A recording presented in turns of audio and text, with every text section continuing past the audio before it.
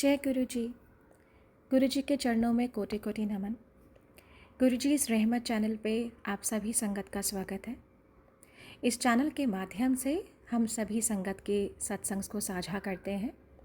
जिस रूप में सत्संग भेज जाते हैं उसी रूप में कोशिश रहती है कि सत्संग आप सभी संगत तक पहुँचाए जाएं।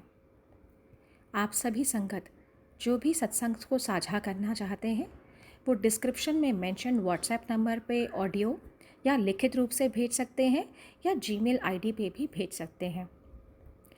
और एक बात मैं संगत जी आप सभी से कहना चाहती हूँ कि सत्संग को अंत तक सुनिएगा, क्योंकि सत्संग हमारी दवाई है। हमें नहीं पता गुरु महाराज किस तरीके से, कौन से सत्संग के माध्यम से कौन कौन से मैसेज हमें देना चाहते हैं या कौन सा हमारा कष्ट काटना चाहते हैं। तो सत्संग को चाहे वो कितना ही बड़ा क्यों ना हो, कोशिश कीजिए कि उसको पूरा सुनिए, क्योंकि वो सत्संग में ही हमारी ब्लेसिंग्स है। तो प्लीज़ कृपया करके सत्संग को बीच में अधूरा नहीं छोड़ें, अंत तक सुनिए और कोशिश कीजिए कि सत्संग को बाकी संगत तक भी हम साझा कर सकें, हम शेयर कर सकें, क्योंकि गुरु महाराज हमेशा से यही कहते हैं कि सत्संग सुनाने वाले का भी भला, सुनने वाले का भी भला, और शेयर तो बिल्कुल करना ही चाहिए, क्योंकि पता नहीं सत्संग के माध्यम से कौन सी संगत का कल्याण हो सके। जय गुरु जी, शुक्राना गुरु जी। जय गुरु जी संगत जी। गुरु जी के चरणों में कोटि कोटि प्रणाम। गुरु जी इस रहमत चैनल पे आप सभी संगत का स्वागत है। आज जो हमें सत्संग प्राप्त हुआ है वो लिखित रूप से प्राप्त हुआ है, और ये जो सत्संग है वो दिल्ली से एक आंटी ने भेजा है, लेकिन अपना नाम गुप्त रखना चाहती हैं, तो मैं अब उनका सत्संग शुरू करती हूँ। ओम नमः शिवाय, शिवजी सदा सहाय। ओम नमः शिवाय, गुरुजी सदा सहाय। गुरुजी बहुत समय से बोल रहे हैं कि शुक्राना कर। मुझे पता नहीं था कि शुक्राना कैसे करते हैं।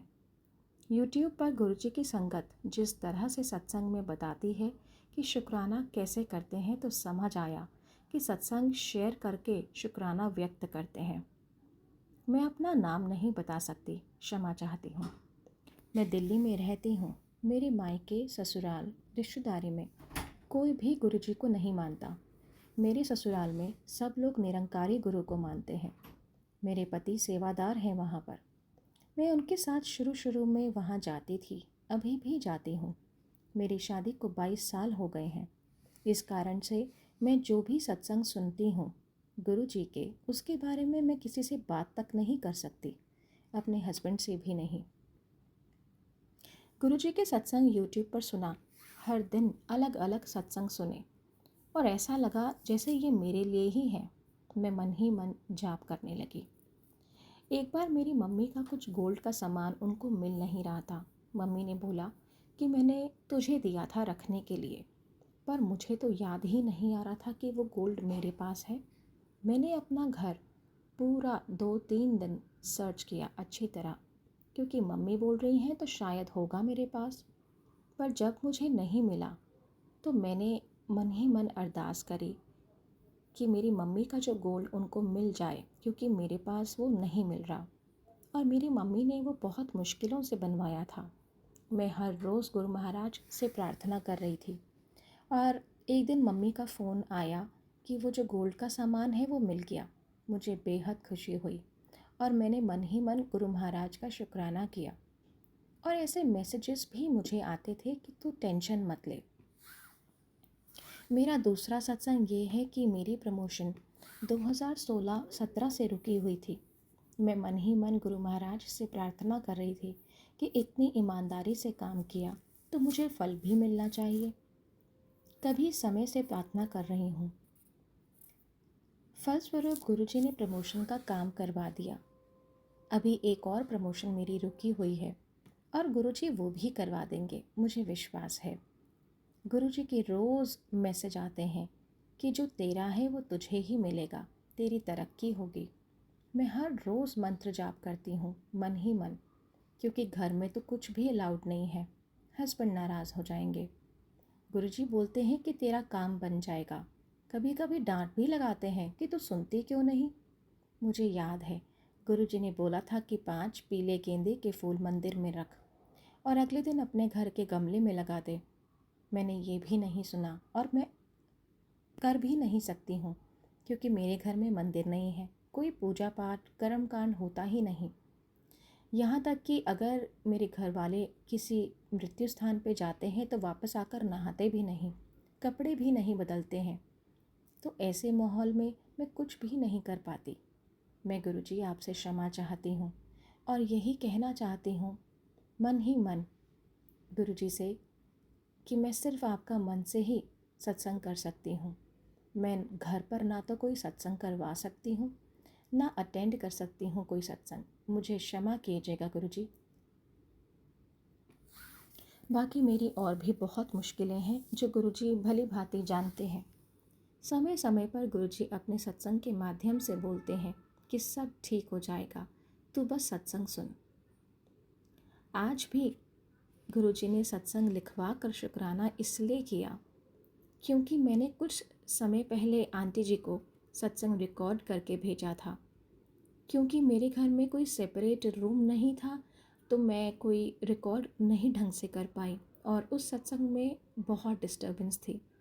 और आंटी जी ने मुझे बोला कि आंटी ये रिकॉर्ड आप दोबारा करके भेजिए। फिर मैंने उनको समझाया कि क्योंकि मेरे पास कोई सेपरेट रूम नहीं था और मैं घर से बाहर आकर रिकॉर्ड कर रही हूँ, इसलिए डिस्टर्बेंस है। मैंने गुरु महाराज से क्षमा की और आंटी जी ने बोला कि कोई बात नहीं, आप इसको लिखित रूप से भेजिए। और वही शायद गुरु महाराज का ही मेरे लिए मैसेज था कि अगर रिकॉर्ड नहीं कर पाई कोई बात नहीं, सत्संग को लिखित भी लिख सकते हैं। तो जैसा गुरुजी ने आदेश दिया मैं वैसा ही कर रही हूँ। और गुरुजी ने बोला शुक्राना करने का, तो मैं आज शुक्राना ऑफिस में लिखित रूप से लंच टाइम में लिख रही हूँ। सत्संग तो और भी बहुत है जो समय समय पर मैं गुरु महाराज के साथ और बाकी संगत के साथ भी शेयर करूँगी। अगर सत्संग सुनाते हुए संगत जी या लिखित रूप से मुझसे कोई क्षमा गलती हो गई हो तो गुरुजी आई एम सॉरी, संगत जी मुझे माफ़ कीजिएगा। इसी के साथ मैं सत्संग को यहीं विराम करना चाहूँगी। ओम नमः शिवाय, शिवजी सदा सहाय। ओम नमः शिवाय, गुरुजी सदा सहाय। बहुत ही प्यारा सत्संग था आंटी जी का। और सच पूछिए तो गुरुजी महाराज सिर्फ़ और सिर्फ आपके भाव के भूखे हैं। उन्हें कुछ भी फ़र्क नहीं पड़ता। और असली जो पूजा है वो आप ज़रूरी नहीं कि घर के मंदिर में स्थान होना चाहिए, गुरु महाराज विराजमान हो तभी हमारी पूजा लगती है। अगर आप मन के किसी भी एक कोने में गुरु महाराज को अपने आप ने स्थापित कर दिया है और मन ही मन उनसे अरदास करते हैं, पूजा करते हैं, मन ही मन उनसे ध्यान करते हैं, उनका मंत्र जाप करते हैं, उनको याद करते हैं, तो असली सत्संग संगत जी वही है। कितनी बार ऐसा होता है कि हम अपने घर में बहुत बड़े बड़े स्वरूप लगा लेते हैं, गुरु जी को विराजमान कर लेते हैं, हम गद्दी भी लगा देते हैं, पर कुछ कारणवश हम वो सेवा नहीं कर पाते, पूजा नहीं कर पाते। लेकिन असली पूजा यही है जब मन से पूजा की गई हो, मन में बैठकर पूजा करी गई हो, क्योंकि सारी परिस्थितियों से गुरु महाराज को सब कुछ पता है, वो अवगत हैं। तो गुरु जी श्रद्धा सबूरी आपके मन में भरें संगत जी। और एक बात और ये देखिए कि गुरु महाराज हमेशा से यही कहते हैं कि परिवार का अगर एक भी सदस्य मेरे पास आ गया तो मैं पूरा टब्बर ब्लेस करता हूँ। टब्बर मतलब पूरा आपका परिवार, रिश्तेदार, आपके पड़ोसी तक ब्लेस हो जाते हैं। तो संगत जी मन में ये बिल्कुल मत लाइए कि मेरा परिवार नहीं जुड़ पाएगा। आप नहीं जानते कब वक्त पलट जाए, कब गुरुजी की मेहर हो जाए कि आपका पूरा परिवार गुरुजी की शरण में आ जाए। ऐसे बहुत से निरंकारी परिवार हैं अभी भी जो निरंकारी गुरु के साथ साथ हमारे गुरु महाराज की शरण में भी हैं। गुरुजी ने कभी भी नहीं कहा कि अगर तुम किसी इष्ट को पूज रहे हो, विष्णु जी हैं, कान्हा जी हैं, राधा कृष्ण जी हैं, साईं बाबा हैं, उन्होंने कभी नहीं कहा कि आप उनको छोड़कर मेरे पास आएं। आप पूजिए उनको, अपनी आस्था रखिए, लेकिन गुरुजी के आप उनको भी याद करिए। तो गुरुजी हमारे ऐसे ही दयालु हैं, सब पर कृपा रखते हैं। इसी के साथ मैं अपना वाणी को विराम दूंगी। अगर सत्संग सुनाते हुए मुझसे कोई गलती हो गई हो तो संगत जी मुझे माफ़ कीजिएगा। शुक्राना गुरुजी, अनंतम शुक्राना। जय गुरुजी। ओम नमः शिवाय। शिवजी सदा सहाय। ओम नमः शिवाय। गुरुजी सदा सहाय। जय गुरुजी। जय गुरु जी। शुक्राना गुरु जी के चरणों में कोटि कोटि प्रणाम और सारी संगत जी को जय गुरु जी। संगत जी, ये मेरा 6th सत्संग है और मैं अपना सत्संग गुरु जी के मंत्र जाप से शुरू कर रही हूँ। ओम नमः शिवाय, शिव जी सदा सहाय। ओम नमः शिवाय, गुरु जी सदा सहाय। जय गुरु जी। शुक्राना गुरु जी। संगत जी, हाँ, हमारी लाइफ में डेली गुरु जी के सत्संग होते ही रहते हैं, तो इसके लिए मैं हर सांस में गुरु जी का शुक्राना करती हूँ। तो ये आज 1 मई है जब मैं सत्संग रिकॉर्ड कर रही हूँ, तो मेरा बिल्कुल लेटेस्ट सत्संग मैं आज सुनाने वाली हूँ। कल 30 अप्रैल को मेरा बर्थडे था, तो मैं 29 अप्रैल रात को ही सोच रही थी कि मुझे 30 अप्रैल मेरे बर्थडे वाले दिन सबसे पहले मैंने गुरु जी के मंदिर जाना है, गुरु जी के दरबार जाना है। संगत जी, हमारे सिटी में गुरु जी का दरबार है जालंधर में। तो मैं सुबह ही फ्रेश होके नहा करके सबसे पहले स्कूटी उठाई और सीधा गुरु जी के दरबार पहुंच गई। तो संगत जी, जब मैं घर से निकली तो डेली मुझे अपने घर के बगीचे में तितली के दर्शन होते हैं। तो उस दिन मेरी आँखें तितली को ढूँढ रही थी, लेकिन मुझे तितली मिली नहीं। तो मुझे थोड़ा-सा महसूस हुआ कि गुरुजी, आपने आज मुझे दर्शन नहीं दिए। आज तो मेरा बर्थडे है, तो आप क्यों दर्शन नहीं दे रहे मुझे, अपना आशीर्वाद क्यों नहीं दे रहे? चलो कोई बात नहीं, मैंने सोचा कहीं आगे चल के मिल जाएगी, देखते हैं। कबूतर भी नहीं मिला, मोस्टली मुझे कबूतर भी दिख ही जाते होते हैं। तो मैं घर से निकल पड़ी। थोड़ी दूर जाके ब्लैक कलर की एक तितली नज़र आई, तो मेरे मन में आया कि ब्लैक बटरफ्लाई मैंने एक सत्संग में सुना था कि थोड़ा नेगेटिविटी को सिंबलाइज़ करती है। तो फिर भी मैंने चलो जय गुरु जी बोला उसको देखकर, लेकिन मन में आया गुरु जी, आप आज मेरे इस स्पेशल डे, मेरे बर्थडे वाले दिन मुझे आशीर्वाद क्यों नहीं दे रहे? मुझसे क्या भूल हुई है? मुझे क्षमा करो और मुझ पर अपनी कृपा करो, क्योंकि आने वाले सालों में, आने वाले साल में और मेरे पूरे जीवन में, जीवन की हर सांस में मुझे अंतिम सांस तक आपके सहारे की, आपके आशीर्वाद की ज़रूरत है। तो मैं मन में मंत्र जाप करते करते गुरु जी के दरबार में पहुंच गई। तो ट्यूसडे था, दरबार तो पता ही था कि बंद ही होगा। फिर भी मैंने गेट पे माथा टेका और अपनी जो भी अरदास है वो बोली और गुरु जी का शुक्राना किया और बोला कि गुरु जी हमेशा मेरे अंग संग में, मेरे परिवार के अंग संग हमेशा रहना, हमेशा अपनी संगत के सहाय रहना। तो इतने में गुरु जी ने ही मेरे मन में एक थॉट डाला कि मैं ब्लेसिंग मांगूं। तो संगत जी, मैंने गेट नॉक कर दिया, तो अंदर से एक अंकल जी आए। तो मैंने उन अंकल जी को बोला कि अंकल जी जय गुरु जी, मेरा आज बर्थडे है और मुझे गुरु जी की ब्लेसिंग चाहिए। तो संगत जी, गुरु जी का आशीर्वाद इतना हुआ कि अंकल जी बोले ठीक है आप रुको, मैं लेके आता हूँ। तो 2-3 मिनट बाद संगत जी, वो अंकल जी मेरे लिए 2 केसर वाले लड्डू लेकर आए और साथ में ब्रेसलेट स्वरूप लेकर आए। और इन बिटवीन जब मैं गेट पे खड़ी सोच रही थी, अंकल जी अंदर ब्लेसिंग लेने के लिए गए हुए थे, तो मैं सोच रही थी अंकल जी अब पॉकेट स्वरूप लेके आएंगे, लेकिन मुझे तो ब्रेसलेट स्वरूप चाहिए। तो गुरुजी ने देखो संगत जी मेरे मन की बात कितने जल्दी सुनी कि अंकल जी मेरे लिए ब्रेसलेट स्वरूप ही लेके आए और मैं इतनी खुश हुई कि आज बर्थडे वाले दिन संगत जी मुझे गुरुजी का आशीर्वाद मिल गया। और बाकी तो जीवन में बहुत परेशानियाँ हैं, तो सब मैंने गुरुजी को ही सौंप रखा है कि गुरुजी सब आपने ही करना है। और मुझे पूरा भरोसा है कि गुरुजी ज़रूर करेंगे। तो छोटे-छोटे तो और बहुत सत्संग हैं, मैंने करने भी हैं शेयर गुरुजी के सत्संग, लेकिन ये मेरा सबसे अद्भुत वंडरफुल सत्संग था जो कि बर्थडे वाले दिन मेरे को गुरुजी की ब्लेसिंग मिली, तो इसको मैंने सबसे पहले शेयर करना ज़रूरी समझा। तो संगत जी आज अभी इतने पे ही विराम करती हूँ। तो गुरुजी आप हमेशा अपनी संगत के साथ, अपने बच्चों के साथ अपना आशीर्वाद बना के रखें।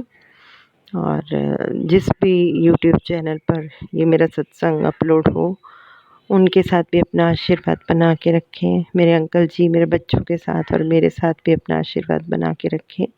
जय गुरुजी, शुक्राना गुरुजी, अनंतम अनंतम, हर सांस में शुक्राना गुरुजी। ओम नमः शिवाय, शिव जी सदा सहाय। ओम नमः शिवाय, गुरुजी सदा सहाय। जय गुरु जी संगत जी। बहुत ही प्यारा सत्संग था आंटी जी आपका। पर मैं 2 बातें इसी के साथ कहना चाहूँगी कि जब गुरु जी महाराज हमें देने में गिनती नहीं करते हैं, तो हम उनका शुक्राना करने में गिनती क्यों करते हैं? महाराज ने कभी हमें गिन कर नहीं दिया, बल्कि वो तो बेहिसाब देते हैं। तो कभी भी सत्संग सुनाते हुए गिनना नहीं चाहिए कि ये आपका कौन सा सत्संग है। यूँ तो रोज़ ही लाइफ में हमारे सत्संग होते हैं, तो अगर हम एक एक करके गिनतियाँ करने लगें तो वो मालिक के लिए ठीक नहीं होगा, उनकी वडियाइयों के लिए ठीक नहीं होगा, क्योंकि जितना भी उन्होंने हमें दिया है हम उसका शुक्राना कभी नहीं कर पाएंगे। शुक्राना वर्ड ही बहुत छोटा है। और ये जो शुक्राना हम करते हैं, हम ये गुरु जी पे कोई एहसान नहीं करते। माफ़ कीजिएगा, आपको शायद मेरे अपशब्द लगें सुनने में, लेकिन ये बहुत सटीक बात मैं कह रही हूँ, सुनने में अच्छी बेशक ना लगे, कि महाराज को जो हम शुक्राना करते हैं गुरु जी पर, वो हम कोई एहसान नहीं कर रहे, बल्कि ये हमारे ही कर्म कट रहे हैं। क्योंकि गुरु जी हमेशा से यही कहते थे कि तुम्हारा एक शुक्राना करना तुम्हारे सारे उल्टे ग्रह सीधे करने के बराबर होता है। अगर आपका परिवार गुरु जी से कनेक्टेड नहीं है, या आप ही शुक्राना करते हैं, फैमिली में कोई और नहीं करता, तो आपके सिर्फ़ और सिर्फ एक शुक्राने से पूरा परिवार आपका ब्लेस होता है। दूसरा, मैं एक बात और आपको कहना चाहूँगी, संगत जी मन में किसी भी तरह का कोई वहम मत पालिए कि ब्लैक कलर नेगेटिविटी का होता है। गुरु जी ने हमेशा से ही हमें वहमों से दूर रहने के लिए बोला है। ब्लैक तो बल्कि गुरु महाराज का फेवरेट कलर है। आपने संगत जी कभी भी